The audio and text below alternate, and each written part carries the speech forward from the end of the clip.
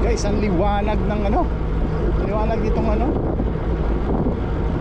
headlight ko. Ang liwanag, grabe. Tsaka hindi siya ano, hindi kalat yung ilaw. So may distinction lang na space dito sa kaliwa, sa kanan. Hindi siya sabog. Alright, ayan o, kita nyo naman, madilim pa rito. Oh, di ba ang dilim? Sobrang liwanag nito.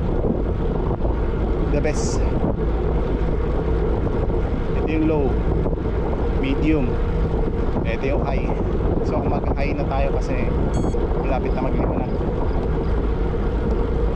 Galing. Lakas ng ilaw. The best.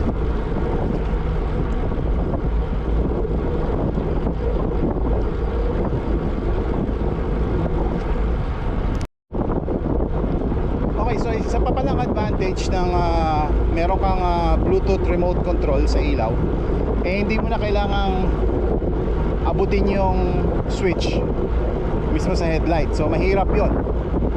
So kunyari kailangan mong palitan yung ano, yung settings mo or yung brightness mo sa headlight, eh dudukutin mo pa yan. So medyo delikado yan during your ride. Eh kung naka remote control ka, pindot ka lang,